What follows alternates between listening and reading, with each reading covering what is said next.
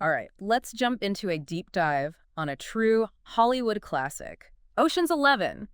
We're going beyond just the glitz and glamour today. Yeah. We're really trying to crack the code of this film. Right. Thanks to your really cool analysis. Awesome. And really kind of get to the heart of what makes this heist film work. Think of us as your accomplices, helping you break into the vault of all the cinematic secrets. I love that.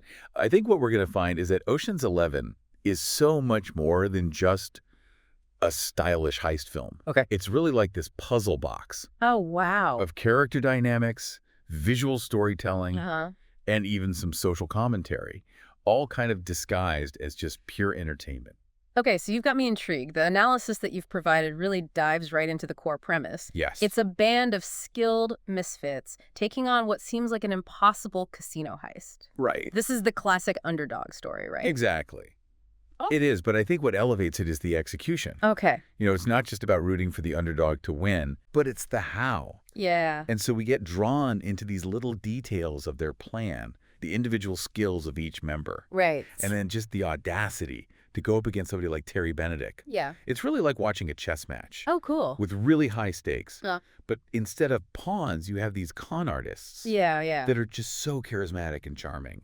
And speaking of charismatic con artists, Yes. you can't not talk about Danny Ocean, right? And he's played with that just trademark Clooney charm. Exactly. He is the mastermind. He's the leader. Yeah. He just exudes this confidence that borders on arrogance. Yeah.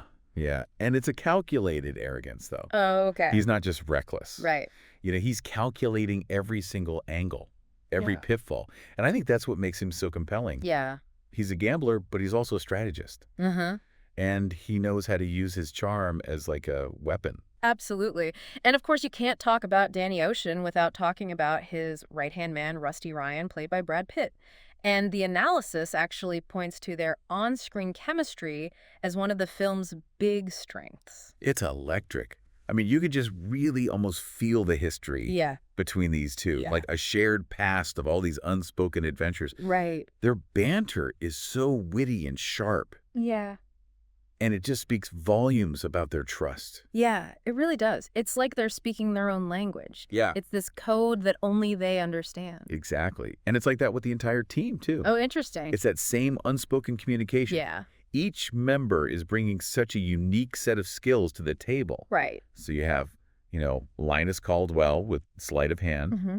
and then you have Basher Carr's explosive expertise. But the analysis brings up an interesting point about the pacing, Yes. particularly in the first act. Yeah. It's a bit of a slow burn, right? It is. It's lots of setup, lots of introductions, lots of just laying out the plan.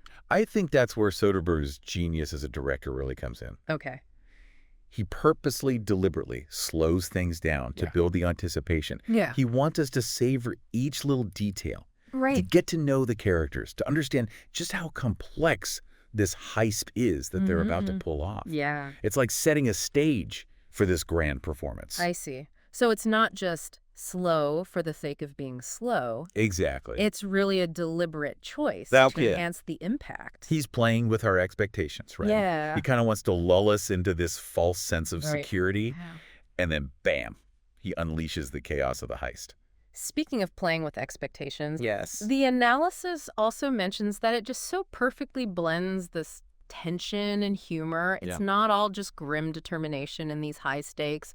Yeah. There are these moments of genuine laughter, playful banter, even some self-deprecating humor. I think this is another one of those hallmarks of Soderbergh's style. Okay. He really understands that humor, when it's used correctly, can be this really powerful tool Yeah. to disarm the audience, Right? make us feel more connected to the characters, even though what they're doing is criminal. Right. It's a classic heist movie trope, Uh-huh. but he elevates it with that wit, and the timing is just so precise. Yeah.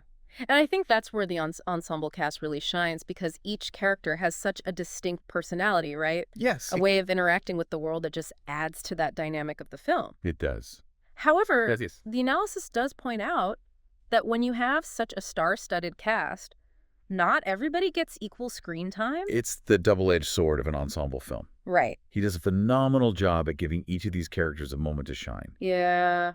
But inevitably, certain roles will get more focus than others. Yeah. And the analysis specifically highlights Matt Damon's character Linus Caldwell and Don Cheadle as Basher Tar Yes. as examples of characters who have this intriguing potential that maybe isn't fully explored in the film. It's a really great observation. You know, both Damon and Cheadle bring this real gravitas to their roles, Yeah. and they hint at these backstories and motivations that, we only get these little glimpses of. Right. It's almost as if Soderbergh is intentionally planting seeds for either sequels or spin-offs. Oh, that's a great point. Imagine a film that's solely focused on Linus Caldwell's journey as a pickpocket. Right. Or Basher Tar's just crazy explosive escapades. Yeah. But for now, we've got to turn our attention back to the big obstacle that's Yeah. standing in the way of this whole plan. Right. Terry Benedict, Yes. played by Andy Garcia. He is the casino owner, the quintessential casino owner. Yeah. He just has this aura of wealth and power and control Huh. over everything in his domain. Yeah. He's really the perfect foil Oh, okay. to Danny Ocean's brilliance and, chaotic nature. And the analysis describes him as, quote, the embodiment of the establishment that Ocean and his team are trying to take down. Exactly. So their conflict, then, is about more than just stealing money. It really is. It's this clash of ideologies. Wow. This battle between the old guard and the new, Mm-hmm. between calculated risk and unwavering control. Okay. Benedict represents everything that Danny is rebelling against. Right. The structures, the rigid structures. Yeah. The unattainable wealth. Yeah. The illusion of power. Yeah, that's a great point. And Garcia plays it with this quiet menace. Yeah. He doesn't have to shout. He doesn't have to throw his weight around. Right. His presence alone Yeah. demands that attention and that respect. He's a master of subtle intimidation. He is. That's what makes him such a formidable opponent. Exactly. Yeah. Because he's not easily rattled. Right. He's always thinking a few steps ahead. And he's not afraid to use all of his influence and power Yeah. to protect his empire. All right, so we've got Danny Ocean, this charismatic leader. Yeah. We've got his dream team of specialists. Right. And then we've got this formidable casino owner standing in his way. Mm-hmm. Where does the love interest fit into all of this? Right. Tess, played by Julia Roberts. Right. So Tess is Danny's ex-wife. Okay. And so just her presence adds this very personal stake to the heist for Danny. However, the analysis does point out that her role, it seems to be secondary to the heist itself. It is a common critique of heist films. It is. That these female characters often end up as just prizes to be won. Right. Or a motivation Yeah. for the male protagonist. And to be fair, the analysis does say that Tess's character arc could have been fleshed out a little bit more. A little bit, but I think we also have to consider the context of when this film was made. It came out in 2001. And thankfully, Hollywood's approach to female characters has really evolved Right. since then. If Ocean's 11 were made today, Right. maybe Tess would have a much more active role Absolutely. in the heist itself. Yeah. Imagine her using her knowledge Right. of Benedict and the casino Uh-huh. to her advantage, becoming a key part of the team's strategy. Right. That would add this whole other layer to the story. Absolutely. But even with that limitation, Julia Roberts really brings such warmth and complexity to Tess Yeah. that makes her more than just a damsel in distress. Right. She's clearly not somebody who can be easily manipulated Right. or controlled. Right. Exactly. She's got her own motivations, She does. her own desires. And I think that underlying strength Yeah. really does make her a more compelling character Right. than she appears on the surface. Yeah. She's not just a pawn Right. in Danny's game. She's a player. Okay. So we've established our key players. Yes. We've got the high stakes. We've got this underlying tension driving this narrative. Uh-huh. Now let's shift our focus to the man behind the camera, Yes. this visionary director who brought this stylish world to life, Yeah. Steven Soderbergh. I think his unique style is really evident Okay. throughout the entire film. Yeah. He so seamlessly blends retro and modern elements Right. to create this visual language that feels nostalgic and cutting edge all at the same time. The analysis mentions his use of split screens and the dynamic camera angles. Yes. And just these incredibly smooth transitions. It just sounds visually captivating. Almost like a dance. Yeah, like a dance. His camera work is so fluid and energetic. It's almost like he's choreographing the action on screen. Right. You know, he's not afraid to experiment with all these different techniques just to keep the audience engaged and on the edge of their seats. And they highlight his use of the Las Vegas setting, too. Right. It's not just a backdrop. No. It's almost a character in and of itself. Yeah. Absolutely. You know, he uses those vibrant colors, the neon lights, the sprawling casinos to create this world that's both dangerous and alluring. And he really captures the essence of Las Vegas. Yeah. Where fortunes are won and lost so quickly. Right. And the lines between illusion and reality are blurred. It's so true. Constantly. Yeah. And I think that perfectly reflects the themes of the film, right? Right. Where the characters are constantly playing roles, creating illusions. Yeah. You know, manipulating perceptions to get what they want. I never thought about it that way before. Yeah. But you're absolutely right. You know, the setting is more than just window dressing. Right. It's really part of the story's DNA. Yeah, it really is. It's all a testament to his ability to use all of these elements of filmmaking to enhance the narrative. Right. You know, he's a master of visual storytelling. Yeah.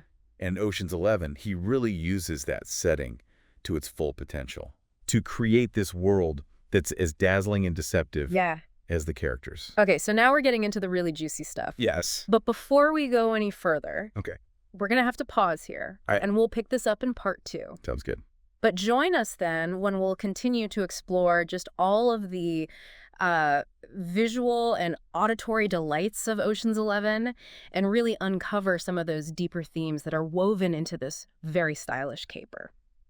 All right, welcome back to the show. We're picking back up our heist. Yes. Cinematically speaking, of course. Of course. We've got the team, we've got the target, we've got our mastermind. Right. But now I really want to explore how Soderbergh really uses those visual and auditory elements to truly bring Ocean's 11 to life. And this is where I think his background as an independent filmmaker really shines through. Oh, interesting. He's known for his resourcefulness, his ability to create these striking visuals, even when he doesn't have a massive budget. And in Ocean's 11, I think he turns that constraint into an advantage. Oh, how so? Instead of relying on, you know, CGI or these elaborate action sequences, he focuses on the small details, the nuances, the subtle ways that the environment and characters actually interact. Okay. You know, he loves using those close-ups to highlight, like, the expressions on their faces, the tiny gestures,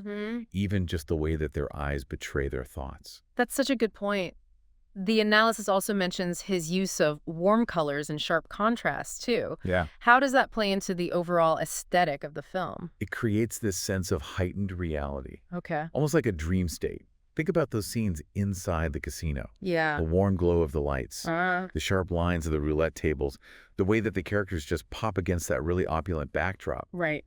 It's inviting and dangerous at the same time. Right. A visual representation of temptation and risk. It really is. It's like he's painting this picture of Las Vegas as this playground for adults. Yeah. But underneath the surface, there's this hidden darkness lurking there. Exactly. Exactly. And I think that duality is also reflected in the characters themselves. Oh, okay. You know, they're drawn to the allure, to the wealth, the excitement, but they're fully aware of the consequences. Right. You know, it's a game, but the stakes are high. Yeah, they are. And Soderbergh's visuals really capture that. And let's not forget the music either, because the analysis mentions David Holmes's jazzy score, and how it enhances that pacing, especially during the heist itself. Yes. I'm kind of curious to hear a little bit more about that.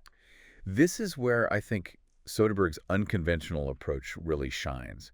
You know, instead of using this very traditional orchestral score, he went with a more contemporary sound. Yeah. So he blended electronica, jazz, and lounge music. Wow. To create this sonic landscape that's both cool and suspenseful. It's almost like the music is another character in the film. Right. You know, commenting on the action, adding those layers of intrigue, that anticipation. It's not just background music. No, not at all. It really is a part of the storytelling. Exactly. It's like having a secret narrator, like whispering in your ear, guiding your emotional response to the scene. Oh, wow. And that's what makes him such a brilliant filmmaker. He understands the power of both sound and vision Right. to create an immersive experience. You know, this reminds me of something that we talked about a little bit earlier. Uh-huh. His focus on dialogue and that character interaction over action sequences, it seems like that extends to his use of both sound and visuals as well. Absolutely. He's not afraid to let a scene breathe, Yeah. to use the silence or the music to tell the story. Right. It's a confident approach. Yeah. But it lets the audience participate in the storytelling, to fill in the gaps Yeah. with their own interpretations. It's like he's inviting us to be co-conspirators in this heist, Yeah. to feel the adrenaline rush, experience the tension and the triumph right alongside the characters. Exactly. He doesn't want to just show you a heist. He wants you to experience it. Uh-huh. And I think that's what makes Ocean's 11 so much more than just a fun caper. It's a film that rewards close attention. Right. It's really well crafted. Absolutely. A film that I think deserves multiple viewings. Okay, you've got me wanting to plan my rewatch already. But before I get lost in the visual and auditory delights of it all, I do want to take a step back for a second Okay. and really consider some of those deeper themes that Ocean's 11 explores. Right. And the analysis mentions loyalty, ingenuity, and revenge as some key elements. I think those are at the heart of every great heist film. Yeah. But in Ocean's 11, they're woven into the fabric of the characters' relationships Oh, okay. really deeply. For instance, Danny Ocean's desire for revenge against Harry Benedict is clearly a major driving force. It is. But it's not so simple as good versus evil. Danny's motivations are very complex. Okay. He's not just trying to get revenge. Yeah. I think he's trying to reclaim something that he lost, whether that's his pride, his sense of control, maybe even his love for Tess. So it's a more nuanced exploration It is. of revenge than you typically see Exactly. in these types of films. And I think that complexity also extends to the theme of loyalty. Oh, okay. This isn't just a group of individuals coming together to achieve a goal. This is family. Right. This is like a band of brothers Yeah. who are bound by these shared experiences and an unspoken code of honor. Yeah. They trust each other without question, Right. and they're willing to risk everything for each other for the success of the mission. That's a really interesting point. So the heist itself almost becomes secondary It does. to the relationships. It's the glue that holds them together. Uh-huh. It's that shared experience that tests their loyalty and strengthens their bonds. Right. And that's what makes the film so emotionally resonant. It's not just about stealing money. It's about human connection. Right. The importance of trust and loyalty in a world where everybody is seemingly out for themselves. Yeah, that's so true. I'm realizing now that there's just so much more to this film than I initially realized. It's like peeling back the layers of an onion. Each viewing reveals It does. just these new complexities and depth. That's the beauty of great cinema. It is. It makes us think. It makes us feel. Yeah. And we engage with that story on all these different levels. Right. And Ocean's 11 does all that with its style, its substance, its emotional intelligence. Well said. Okay, we've covered a lot of ground here. Yes, we have. From Soderbergh's masterful direction Yeah. to all those deeper themes. Right. But before we wrap up this deep dive, I do want to revisit the analysis's kind of overall assessment of Ocean's 11 and its lasting impact. Okay, so we talked about the directing style, we talked about all those really interesting deeper themes, and even the music, but the analysis also touches upon the lasting popularity of the film. Right. Why, even after all these years, does Ocean's 11 still resonate with audiences? I think it really boils down to this perfect balance that it strikes between style and substance. Okay. On the surface, it's slick, it's entertaining, it's got that star-studded cast and a plot that just sucks you in. Right. But beneath all of that gloss, there's this complexity, this thematic depth, and even some social commentary. You mentioned social commentary before. I did. And I'd love for you to kind of elaborate on that. Yeah, so if you think about the target of the heist, Okay. it's Terry Benedict's casino, right? Right. And it's symbolic, I think, Okay. of excess, of unchecked capitalism, that vast wealth disparity. Yeah.